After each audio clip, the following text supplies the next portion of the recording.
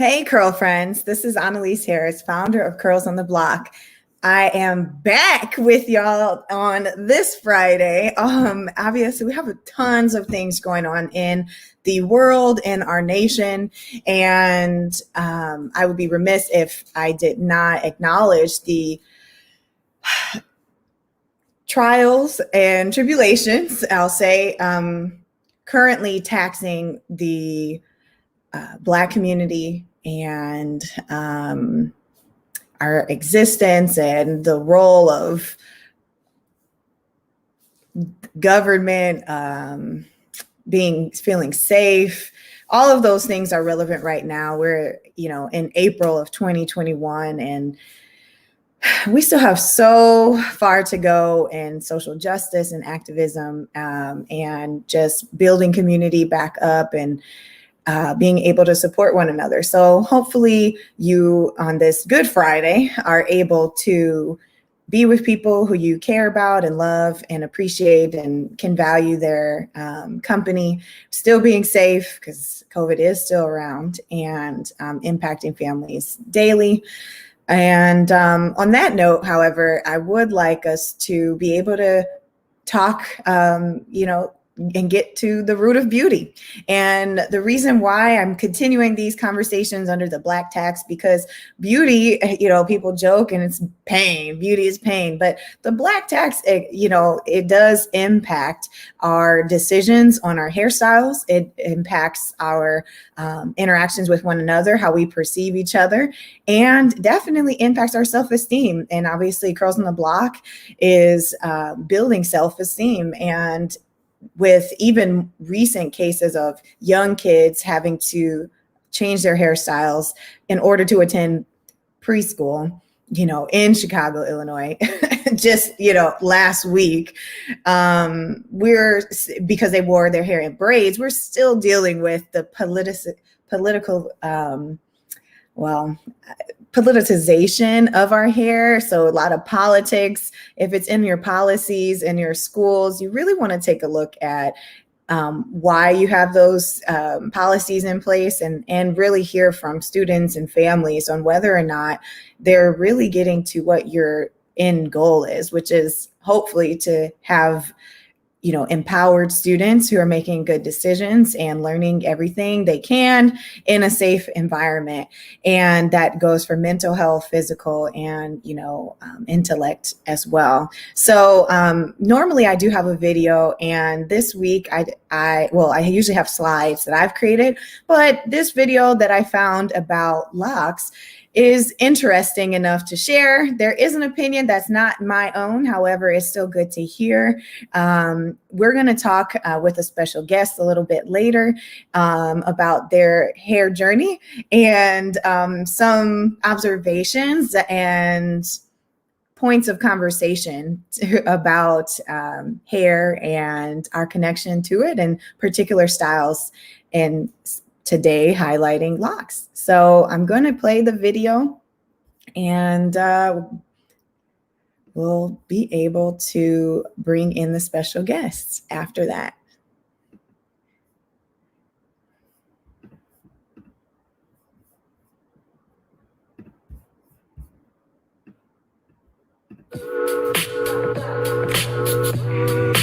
Dreadlocks. What are dreadlocks? Dreadlocks are a form of your natural hair formed into a lock. Dreadlocks date as far back as 2500 BC. We see them depicted in the oldest scriptures of Hinduism, where the beautiful Hindu god Shiva is wearing locks, or jata. Ancient Egyptian pharaohs also wore locks.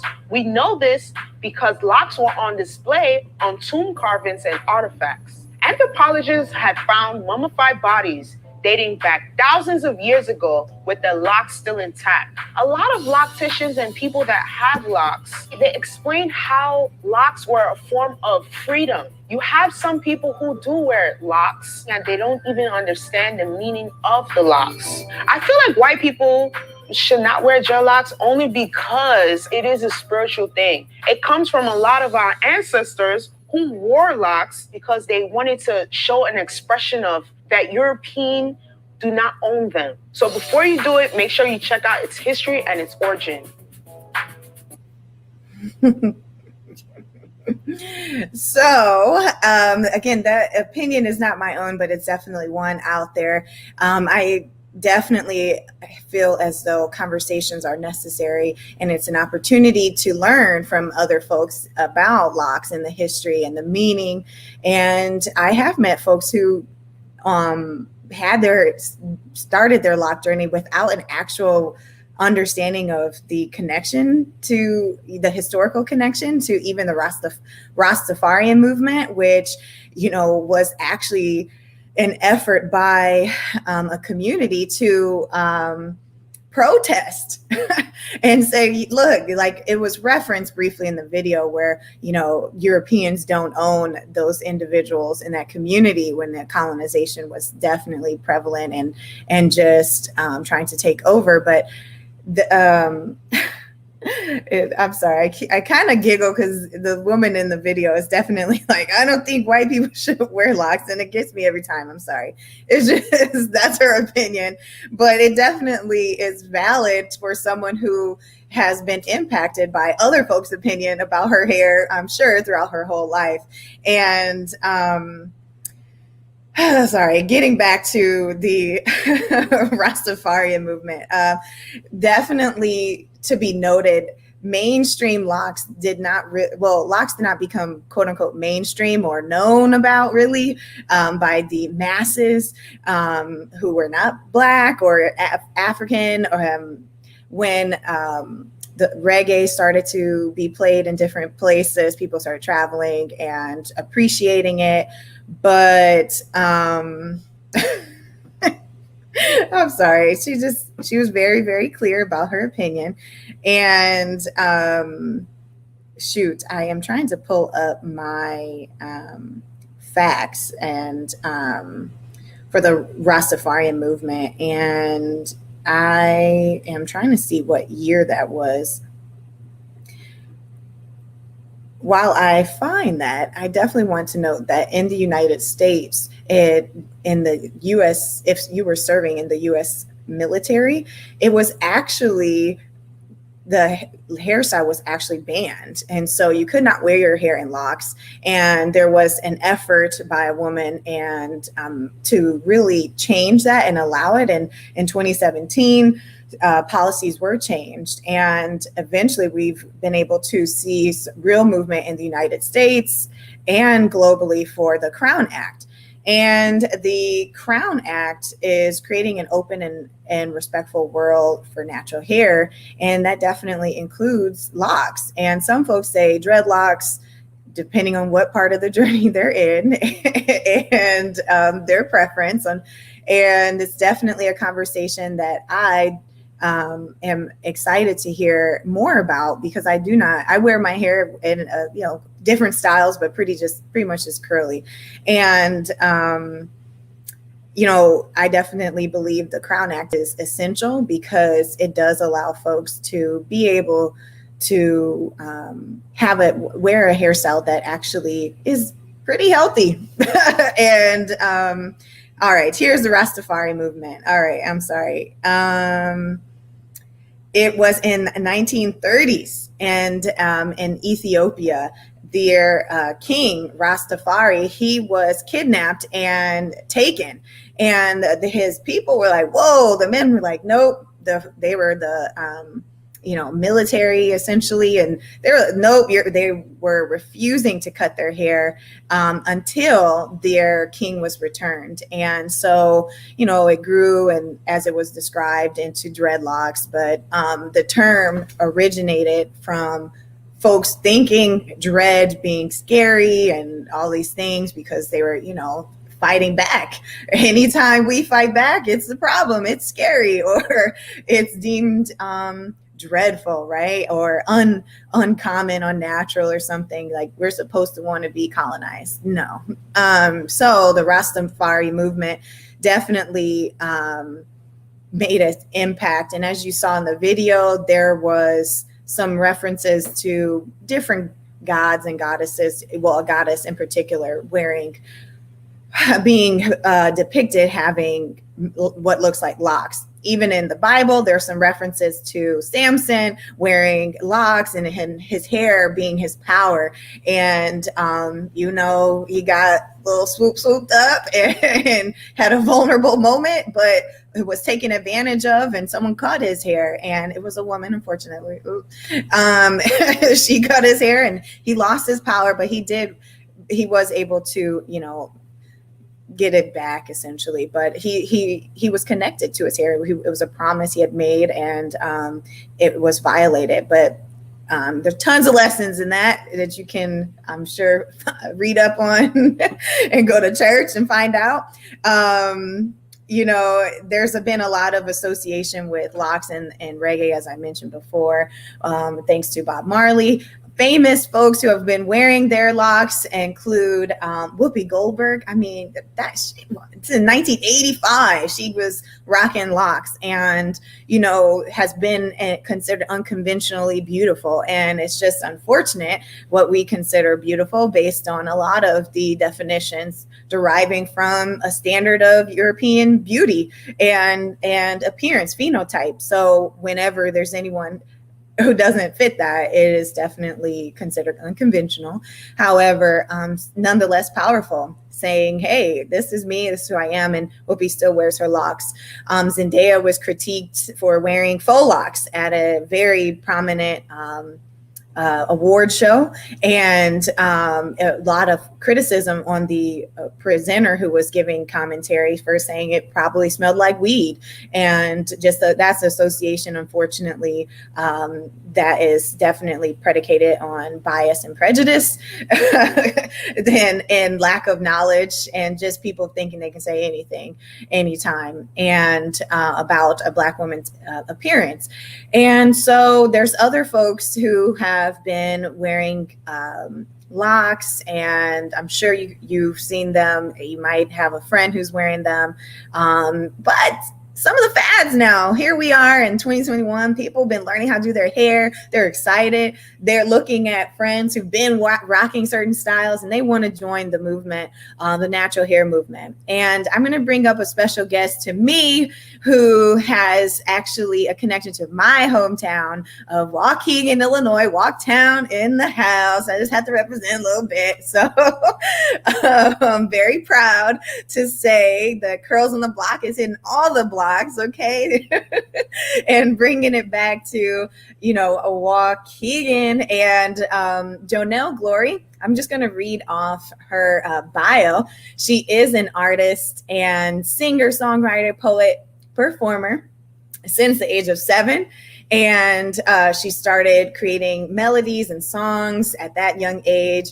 By 16, she was doing shows and working it around Chicagoland. So not only has she been in the Chicagoland area and representing for Waukegan, of course, her talents have graced the same stages as a number of other winning producers and songwriters, including Lisa Ray, Debrat, Slum Village, Dwele, and even Eric Robertson. And as an independent artist signed to Another Vision Productions, she's also released a fun EP entitled Conghetto, and so that is available for streaming, and maybe before we get off we'll have a chance to hear a part of it. Definitely go download it. I have already. Very inspirational, and I definitely appreciate her insights. She's definitely active on social media and offers a lot of opportunity for questions and just questioning the standards that we're being that are being forced on us. And without further ado, I'm going to bring her on.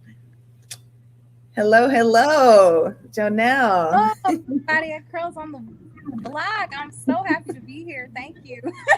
Yes, girl. Thank you I was just so today it's just an interesting day. I was getting a little tongue tied, so I apologize. And my history, I had to get those facts right though. So I'm like, how you just blank out and you're like, I know this stuff. Right. I play this at every session at Curls on the Block. Well, not every session, but every curly crew learns the history of hair and includes locks. So anyway, I'm just more elated that the question I saw statement that you post, well, maybe it was a question, was about would someone wear, and you're just like engaging your audience, would someone wear add hair to start their lock journey? And so I thought that was a very good question, because people are at different places in their lives, and understand and learning how to manage their hair and work with it, especially starting internally. And so some people maybe don't begin that journey internally, but they're still looking forward to how to manage their hair regardless. So, locks are unfortunately considered like I say not unfortunate to that it's a popular hairstyle, but in as far as like, there's a possibility it might, yes, it's trendy. However, it's a lifestyle and it's a whole journey that, really has significance for everyone in whatever part they are at in that journey. So would you mind sharing your journey? As I see you have the luscious locks, and I've seen your growth, over the few years. Look at that grape it. Look. So feel free, share, your journey. What made you start locking your hair? When did you make that decision? And even what term do you use, and if that's important? But also we'll get back to that question that you pitched on Facebook asking about, if people would add hair in order to avoid the awkward short length stage of locks. So, right. So, I started my hair journey about 3.5 years ago. And what made me go ahead and decide to do it is that I was wearing faux locks. And a funny story, this sister, she laid into me and she said, "Why are you wearing? You look ridiculous." Now I'm sitting here like, "Excuse me, I think I look fabulous." You know what I mean? I had already had my hair natural. My hair was in an afro, and I had been natural for years. But I came to the realization that I was afraid to go ahead and just wear my hair the way it was, because I knew my locks would be short. And I said, well, why am I having an issue with my hair being short? This is coming across as anti-Black. And I say anti-Black because when Black women have their hair in a short length in a natural stage, it's always considered not beautiful or unattractive, because it's associated with being African. Because as you know, a lot of African women, when they have their hair short in the 4C stage, it's considered ugly, which is ridiculous, because we're beautiful. And the reason why we look the way we look is because of where we come from. But I had to check myself, and I said, oh no, I can't.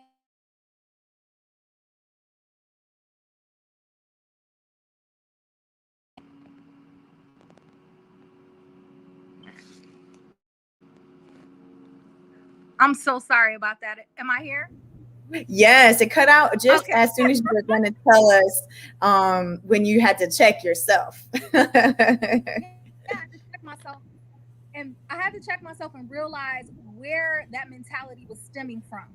And that I was being exactly what I did not want to be, what I was totally against. So I went ahead and I actually cut my hair. I cut it because I wanted to start from scratch. And then I got it locked. And when I say that I felt this freedom, because I really had to look at myself and deal with myself. And it was the same freedom I felt when I first decided to wear my hair naturally. I was like, okay, yes, I'm in the right space. However, during that journey, when I first started, people were not very nice about my hair, especially because I always had a lot of it. And we know how it goes when your hair is short and it's in its natural state. Like I said earlier, people don't consider that to be pretty. So automatically they're asking you, why are you wearing your hair like that? Or why don't you do something with your hair? Or, you could still wear weaves. I had people telling me to wear my locked hair in weaves and wigs.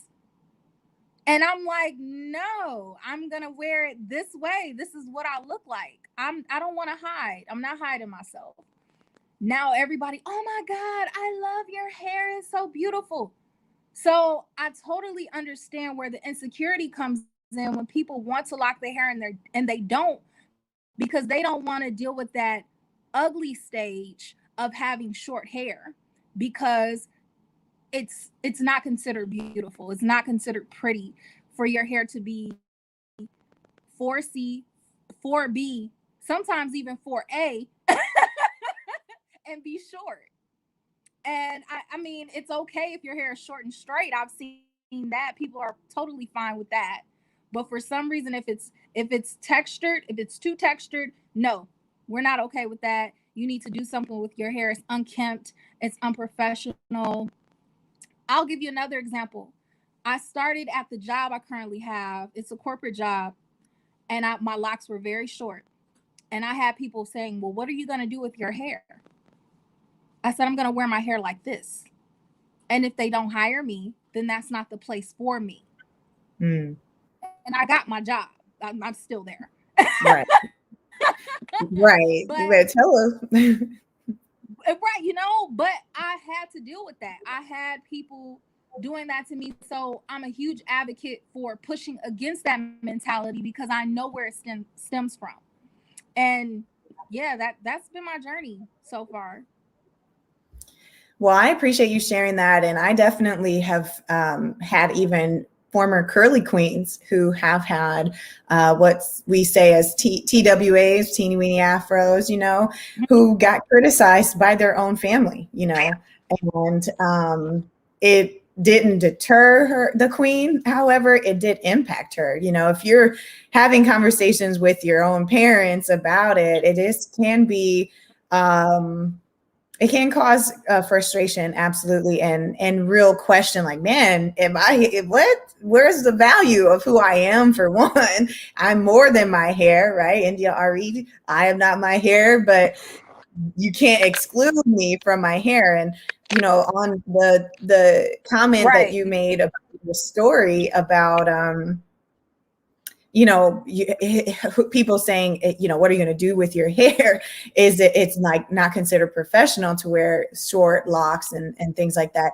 That it connects specifically to an experience I had, and why the Crown Act really does need to be pushed through nationally and for federal enactment.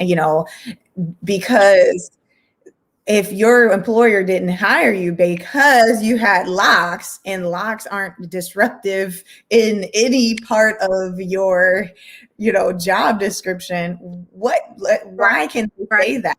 Now, we do know there's some basics of like upkeep and things like that. However, people with straight hair or whatever also have to maintain their hair too. So there's some basic standards of, Right. personal hygiene that we're not going to negate. However, just because you're not used to this style, or you perceive a style to be unattractive, that doesn't mean necessarily that it shouldn't mean that you can prohibit that person from their job. And the Crown Act, if it were federally pushed, you would have been able to sue if you found out that was a leading reason why. And actually, the day that I testified in Colorado for the Crown Act, I happened to run into a man who, he saw I was wearing curls in the block, and he was actually interested in it just because of the shirt. And I ended up saying, "Hey, I can't really chat. However, I am going to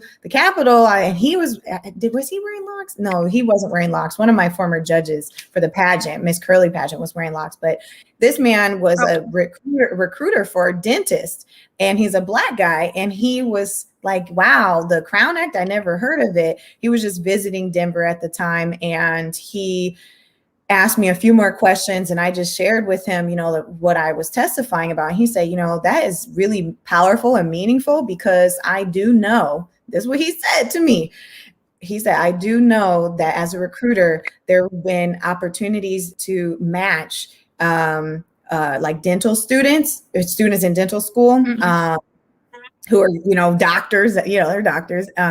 They were wearing locks, and the offices that, that were looking to hire were like, no, if he's not willing to cut his hair, or change his hairstyle, we're not going to hire him. So he had a very specific story, and I was like, man, you should totally say this, but he couldn't because he was on the job and on the go. I was across from a hospital. So anyway, he made it very clear that for men, it's very impactful too. They choose to wear locks, and the discrimination does happen. It goes behind the scenes though, so it doesn't even get to the after the interview part. It's like you might even get the interview, and then if you did, you are faced with a choice to cut your locks or not. So definitely, when you said that, what's considered professional locks, unfortunately, have had a varied history of discrimination,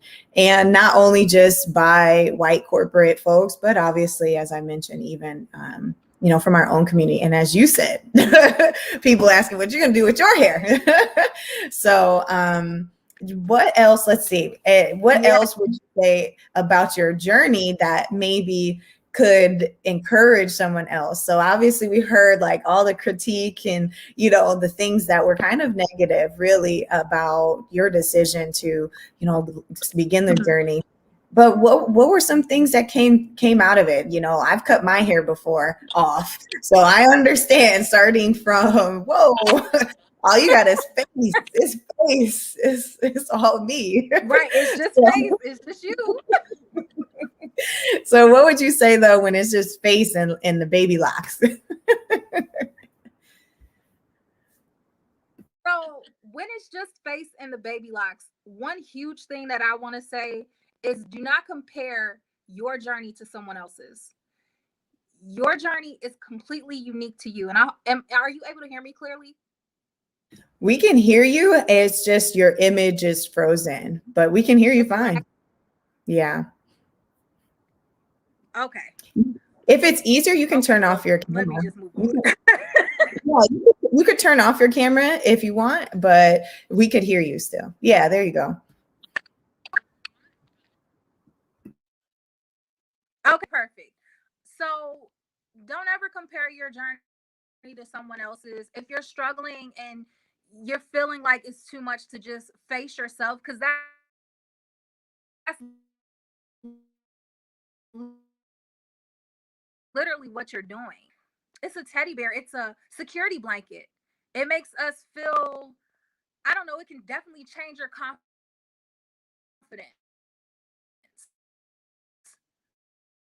So when you don't have it, it just impacts you. It's hard, but it's beautiful at the same way because it really makes you face yourself. So don't be afraid to look in the mirror and face yourself. Wear big earrings. Put on your favorite outfit and really just embrace who you are. When you're online, look at people who are in the same stage as you are. Yes, girl.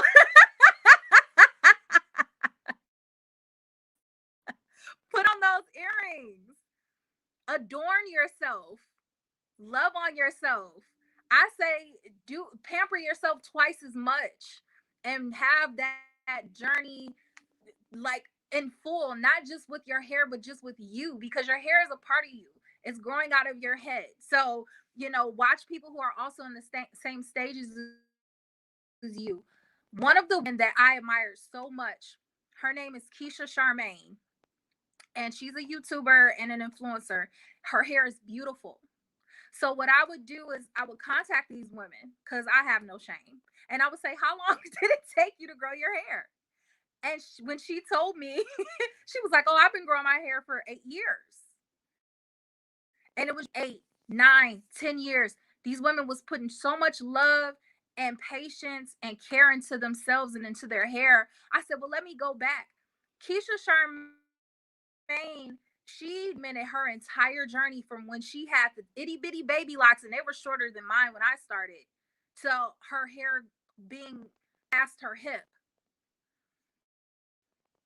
And I was just in awe of that. And I feel like those stories that are inspirational. And that's a little bit why I made the statement that I made. Because when you don't go through the full journey, you don't have to, because it is a spiritual thing. And with the lady that you played first, before we started this whole thing, that was saying, the spiritual ties that you have with the hair journey of having locks, it's real. It's very real. I feel so attached to my hair because we've been through a lot together. And so I couldn't imagine someone else taking on all of that by attaching my hair to their head, opposed to just growing their own and loving their own and nurturing their own. So yeah, that's where I'm at. And I'm sorry if I'm rambling, but those are my insights with the hair journey. Absolutely. It's absolutely fair for you to share that frustration and express just your hope that folks will, push through even these awkward stages. Because for me, when even just growing my hair back, I was like, I have to do this for me. It was for the brand of Curls on the Block and for my own personal growth, of course. But I had to make sure that I understood completely as an adult, the different phases we go through because if I'm like, oh yeah, big chop and have never done it, that kind of doesn't really resonate. That didn't feel good to me to tell people and encourage them to chop it off.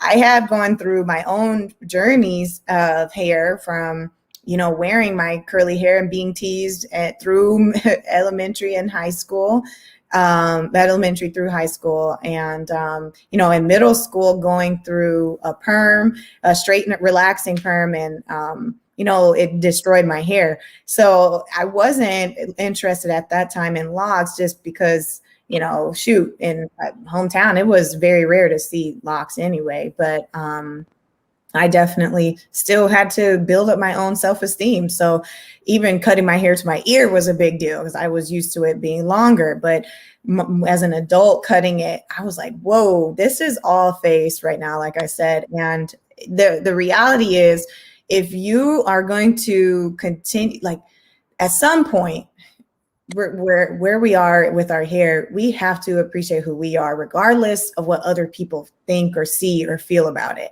And even on a bad hair day, there are things you can do to kind of maybe sustain yourself, even if it's throwing on a head wrap. It's learning some techniques that can protect your feelings about criticisms from other folks. So even folks might challenge you and be like, "There's nothing wrong with that, doing faux locks and stuff."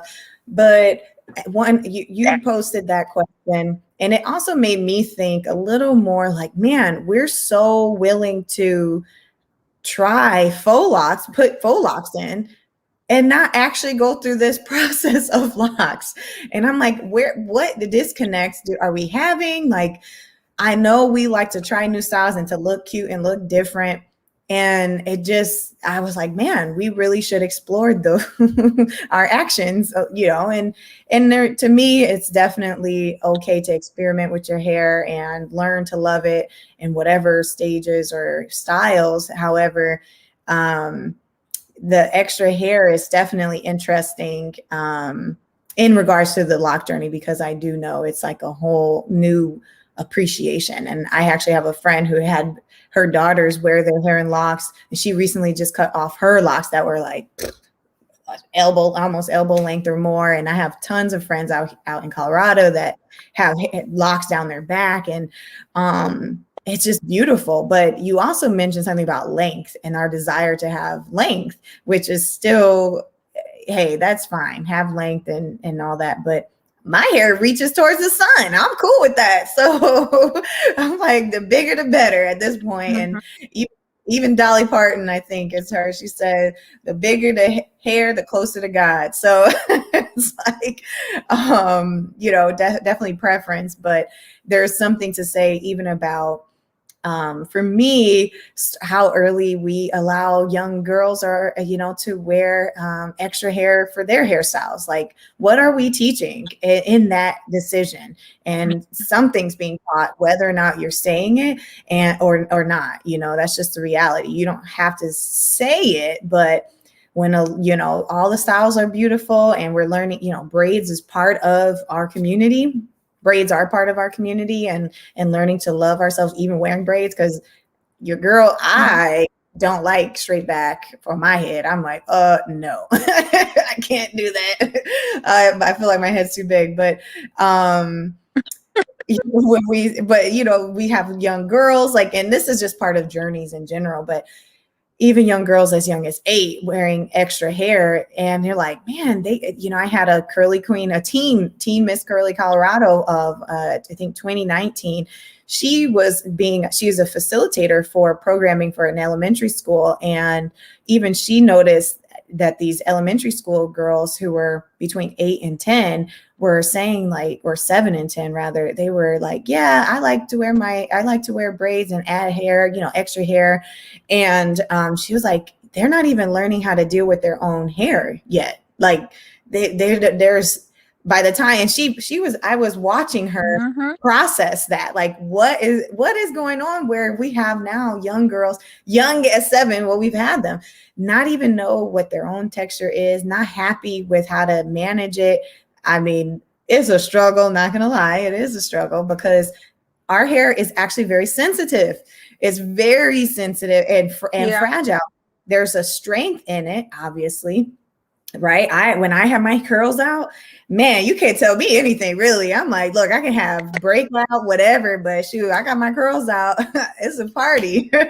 But that doesn't come until I was able to really manage it and get used to what it feels like and learn how I feel about my hair. Like, oh, my hair doesn't feel good right now. Like, I need to wash it. I need to condition it. And if it's always in protective styles, which is what we're saying our braids are for, you still have to learn to appreciate it when the hair is out of those protective styles. So, even quarantine, and I'm going to stop talking in a sec too, but I just know during quarantine, there was women who've come forward saying and sharing that they, are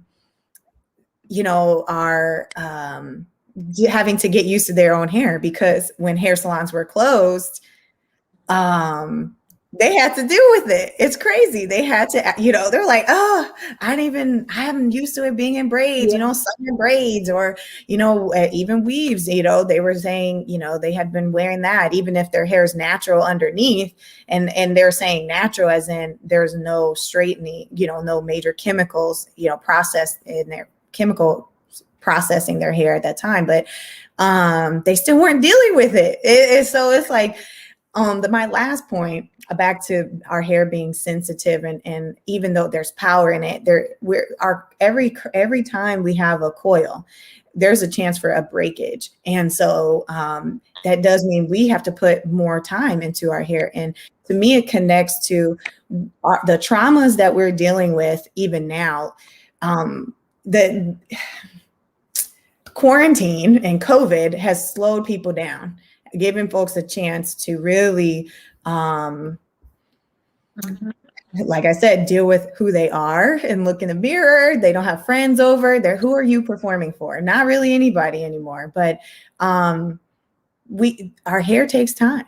And when we're trying to keep up with a society that is like, go, go, go, go, go, we're losing patience. We're losing the desire to really manage our hair, to even learn it. And this is not just in the United States. I have a friend in South Africa who does what she calls crown workshops. We've partnered for conversations, and we've had folks from Paris, London, and Jamaica, and South Africa, and Kenya representing in these conversations. There's a disconnect for some of folks globally, where we're like, man, we're looking back at Africa like, bro, y'all supposed to teach us. But the reality is colonialism and colonization in particular has impacted our connections to the resources in our communities and our natural areas. And even in the United States, shoot, the natural hair products cost a lot of money. Well, if they're from, if they're products, sold in stores and stuff, they're like $15 a pop. And don't have don't have high porosity. Yeah. It soak up. Low, you lost a whole bottle. Right. You lost your conditioner. So, but anyways, if you want to try and put your camera on that amount of product. Look, right. And so, but that ends up stimulating our economy and opportunities. Now we're seeing that love back. I've had to move. No, it's fine. It's okay. Can you see me? Yes. You are like frozen. But it's okay. Anyways, I appreciated you sharing a woman in particular who, inspired you, because that's something very important. Like you said, ask the questions of someone who's done it already, find out what they like. And honestly, in the Curly Commandments, I created the Curly Commandments, and when you said put on some earrings, and you see I have them on now, but one of the commandments is to wear accessories, because that can help us start learning how to manage our aura, right? It's about being presentable as a whole person. It's beyond just our hair. It is like, are you ready for the world? And this is how we can do it. But also uplifting our other curl friends is, the number one thing is like, hey, tell a curl friend she's slaying today. So make sure, even if you're like, wow, that was cute, tell that person, make the extra effort, because that could really make a difference. And they're like, man, I just did this today, and they're gonna keep doing it. And it's like, yeah, that's gonna be great. But for future, let me ask you this: what products do you use, and how do you maintain your hair? So what's your process?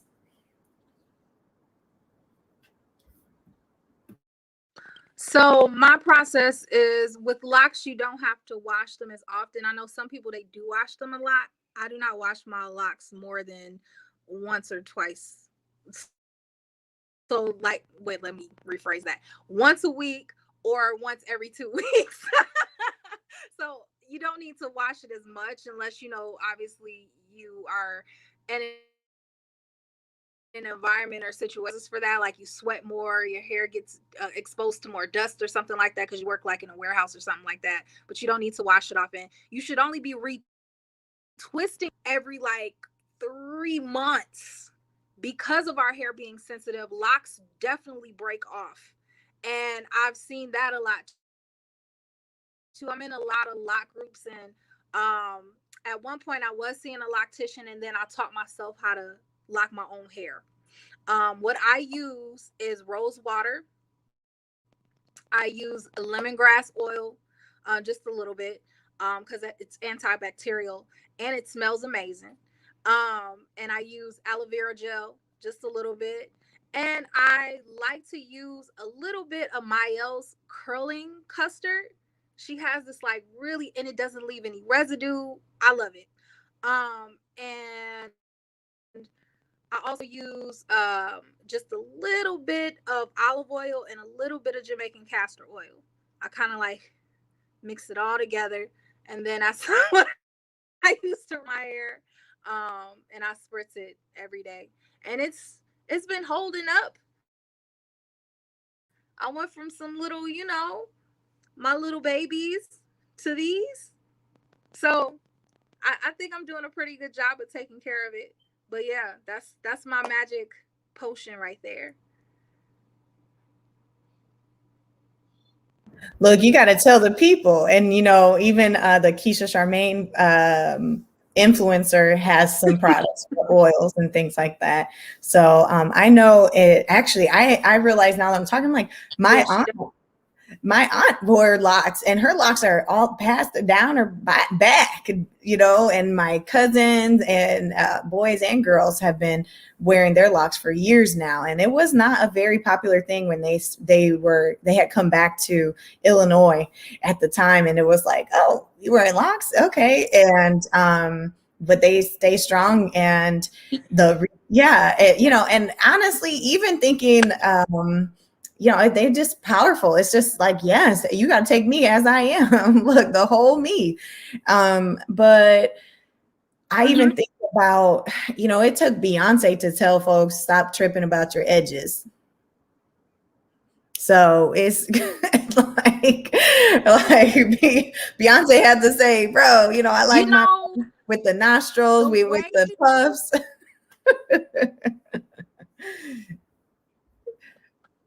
Oh, shoot. And a lot of people don't even realize that Beyonce dealt with a lot of hatred with, can you hear me? Yes. Can you hear me? I can now, yeah. Okay. Beyonce dealt with a ton of, okay, perfect.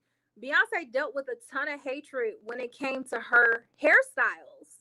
When she didn't have her big blonde blowouts, and she decided to wear anything that was too Afrocentric, and I saw it for myself, people calling her Shaquisha. I'm not paying to go see your hair like that. I hope you take care of that before I come see you in concert.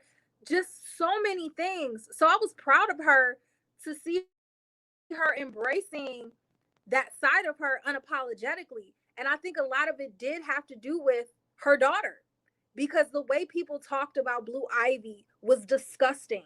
It was disgusting. And a lot of it was stemming from her hair being 4C and being in a natural state. They couldn't fathom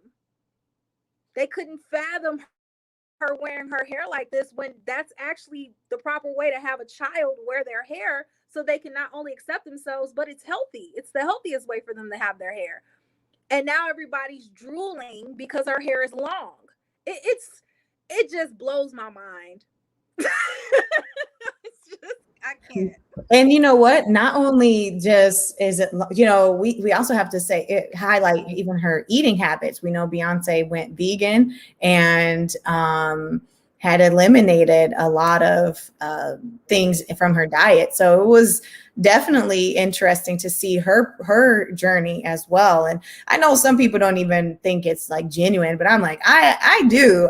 Even if it ended up boosting her popularity at the end of the day, fine. If it boosts your popularity, but you're bringing up your whole community in this particular way as far as representation, absolutely. Now, as a mega star, and I'm sure for you, honestly, we know the industry. You even posted about like those guys. I forget. It was a Rick Ross and people that they were having the girls like just sing in front of them. A lot of people felt like it was colorism, but I think not only color, colorism definitely was prevalent. Absolutely. But there's also something to say about the entertainment industry. Like you said, people are not trying to see an average person. They want a glamour thing, and it looks like a certain way, So I would love to hear your experience now. Like, how has that been in the entertainment industry? Like your decisions, and just embracing and even singing to, the songs you create that are empowering for the community. How has that been for you?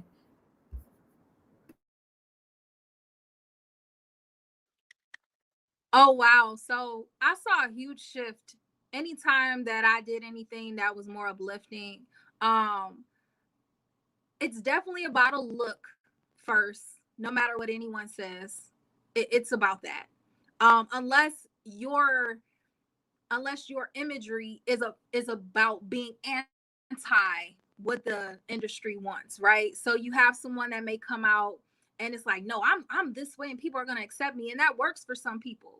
But the general norm is that you have to be a certain weight, you have to be a certain body type, you have to wear your hair a certain way, you have to put out a certain type of record. When I put out Congetto, which means conscious and ghetto, A lot of people didn't want to hear that. They thought the concept was dope and the idea was dope because people like to say that they like things different. But a lot of times things reveal themselves. And now what I'm doing and who I am is on trend. So it works. But when you're doing things like that and it's not on trend or you don't have a support system around you who is also that way, it's hard. It's very hard. I've even had situations where certain people didn't want to do photo shoots with me unless I wore my hair, like wore weave or added hair. People wanted me to do more sexualized music and performances. I love all kinds of music. I love rock music. I love alternative rock especially, but people don't know that because they automatically put me in a bubble because of how I look. So it's like, oh, neo soul, then you must sing R&B. Well, if you don't sing R&B, then what do you do? Who are you? You know, it's weird. And even for the neo soul artists, I feel like they had to establish themselves to get the respect. Let's use India Ari as an example. She totally got snubbed at the Grammys. This woman is brilliant. She's amazing. She's an incredible artist. And it's a good look to say you like her, but she didn't get the accolades she deserved because she wasn't what was deemed as a pop star or what people wanted to see. Beyonce even talked about this, how she constantly felt under pressure because she always felt like she had to be a certain way in order to get to where she is now. She was doing dangerous diets and things like that to get tiny because she was constantly feeling like she's overweight. I think Beyonce has always looked the bomb with the weight and without it, but it doesn't matter what I think because I'm not putting money in her pockets. And the people that are putting money in these people's pockets, they are the ones who control the imagery that blows up in the industry. So many girls, they feel like they gotta lose a bunch of weight. They gotta throw on a lace front. I hate to say that because I don't have anything against people wearing weaves and changing their look and wearing braids. My thing is always intention. Right. And why you're doing it. Yeah. What's your purpose? Is it really because you want to change your look and you just like it? Or is it because you don't feel beautiful or desirable without looking that way? Because that's a world of difference. And that's what a lot of these girls do. You see it, and I don't want to name too many names because I don't want them to come back and be like, oh, you was talking about me back in the day. But but you see it. There are certain artists who were putting music out for years and they had to lose a bunch of weight, get plastic surgery, throw on a lace front, and then they were deemed desirable. Yep. And then they started to chart. And that's something. I'm sorry, I still was talking. You can go ahead. Oh, I just thought you froze a bit, to be honest. No, there's even folks like even to Lizzo, like let Lizzo have been wearing an afro too. I don't know. She wouldn't like, it's like you can only have one or the other. If you're not going to be the petite, physique. I mean, I've seen men dog her out for her weight and talk about she's not healthy. I'm like, I guess you haven't twerked in a bit because that is hard. I mean, okay, it's fun. No, but it's a workout, right? It's a whole workout. Gotta put myself on blast here. I like to have a good time, but it's just, I think of Ari Lennox. Recently, I'm trying to change the subject. Okay, Ari Lennox. I'm like, oh man. I'm like, does she even feel comfortable right now? Because sis, you look great, whichever way. But dang, I'm like, okay, she sees there's some opportunities, and that pressure is hard. And I'm sure the comments from why don't you do your hair or something, gosh, Even Mulatto, whatever name she gonna choose to change to, regardless. Even she used to wear. Hearing those comments from the same people. Oh shoot! You keep freezing. People that you defend and stick up for is extremely heartbreaking. It has to be. I'm so sorry. Yeah. Can you hear me? Yes, but we hear that you're saying to hear those comments from people that you usually stick up for. Yeah.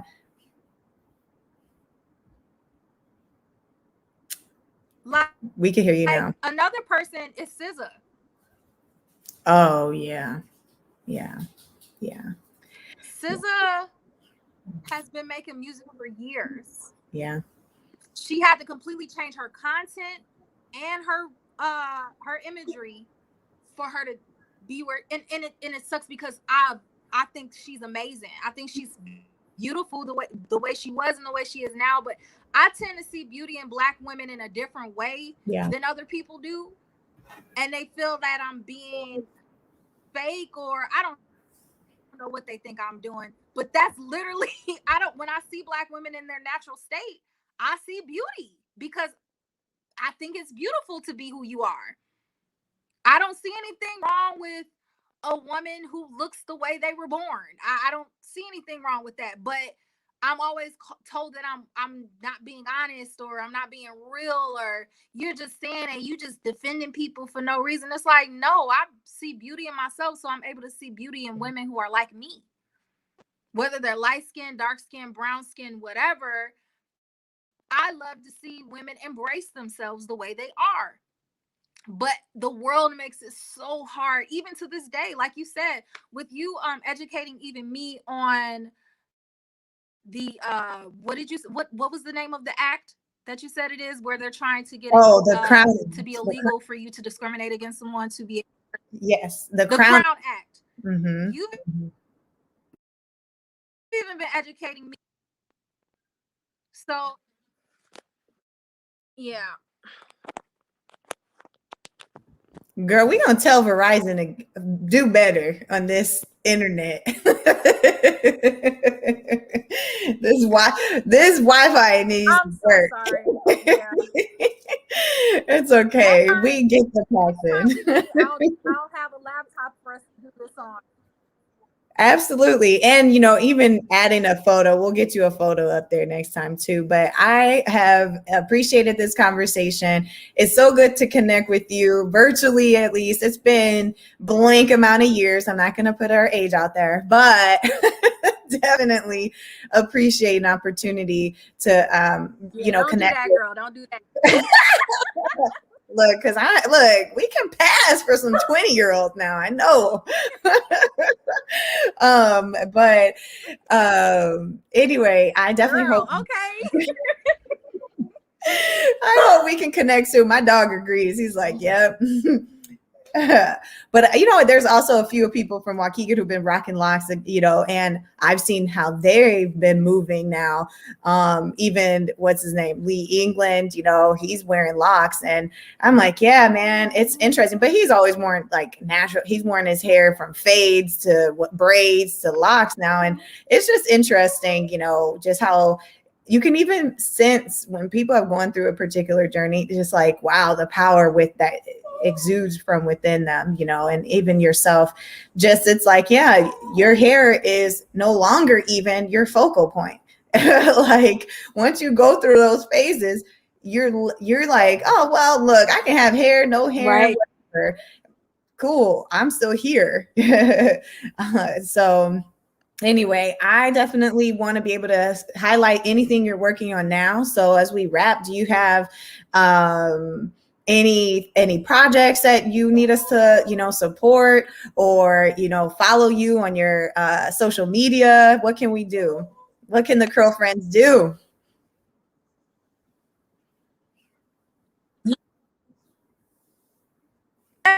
Yes, Curl Friends, please follow me on all social media. My name is Jonelle Glori on everything. So Instagram, Twitter, Facebook, it's Jonelle Glori, everything. The website of the label that I'm on is anothervisionproductions.com. we actually just released a joint project called Tonight. So check that out. And releasing another project of my own entitled By Your Side, and that'll be released May 15th of 2021. Okay, by your side. Okay. So can we find that online? Like, what would that look like? Okay, so it'll be on the streaming platforms. You will be able to stream that on, yes, on all social media, all streaming platforms. It'll be on Tidal, iTunes, Spotify, everything you could think of, all over the world. It's a global release. Also, I'm working on my hair lock jewelry line. It's called Lock. This is an exclusive for the curl friends. This is the first time I am mentioning in it. So I will be sending Annalise some of the product. Hey, let me know. Send them on. Yes, ma'am. So that is something that I will be doing just to show appreciation to my journey and to supporting other women's journey with their natural hair and their lock journey. So I'm excited. What is it called? What is that going to be called again? Your lock jewelry? It's called Locked and Slayed. I'm gonna actually write it in there. Yeah. Type it in, girls. I can post it. We can share it. Well, and also you're in a movie. Where can we see your movie? I forget what platform that's on.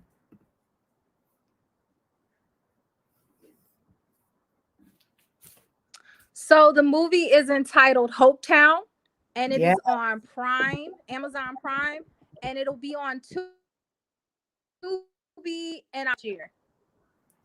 It'll be on where next year?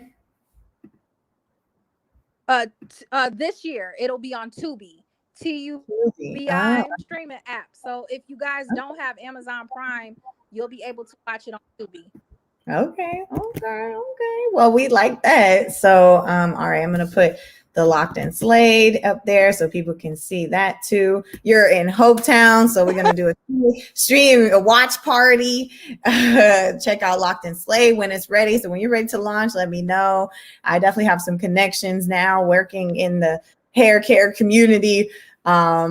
Just and get connected to beauty supplies and stylists too. So with the Curls on the Block app, I'd love to connect you with all these stylists who you could even expand and get your product there too. So hey, the options are endless as we're starting to see how our community can work together and bring back the unity that we've had. Because I don't want to say we got to start. I'm like, no, we've had it, and we do. Some people do maintain it, and so we're coming back to identifying ways that as a collective we can invest in each other and lift each other up and reinvest and take over a space that is safe for us.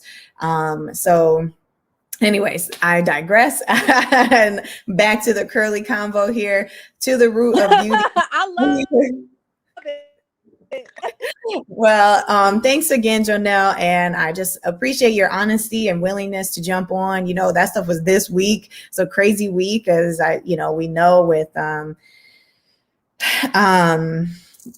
just certain things, happening in our government, and as well as, opportunity for justice to be served for one of our brothers who was slain last year, and George Floyd. So I hope that, as a community, we can come together, but it does start by, that journey is internal first, and we can also address external things simultaneously, but we got to love us enough, whatever stage we're at. And that is true of every conversation. So there's people who disagree with you, and that's fine. It's just loving them where they're at and understanding that it is a journey. And so, because I know for a fact there's people who, used to hate on some curly hair and then became natural in college. Yeah. I was like, and not went back, but honestly, for some of them, it was became because they'd never seen their curly hair or their natural hair. They never seen it because they had perms so early at 5. So like for them, it was a whole thing. But anyway, we're just glad that, however long it took, however many people's feelings they didn't hurt, that they can, be part of that healing for our community as well. And that's why I definitely start the conversation with Curls on the Block, because everyone's got hair or issues with it. And for the curly community, our curly crews, we need to be able to address some difficult topics. And Jonelle, I definitely will be tapping you when I find out what Illinois is going to be doing regarding the Crown Act. And so hopefully you can also be an ambassador and if you're still in the state. And just supporting it doesn't matter wherever you are. And also whatever school kids, be looking at these policies that are negatively impacting our children's psyche and, prohibiting them from having an experience in education or at work that allows them to bring an authenticity that is productive, and safe for them. So anyways, I will end this off and I say, girlfriends, stay curly or locked. Hey, thanks again, Jonelle. I'm going to end this out.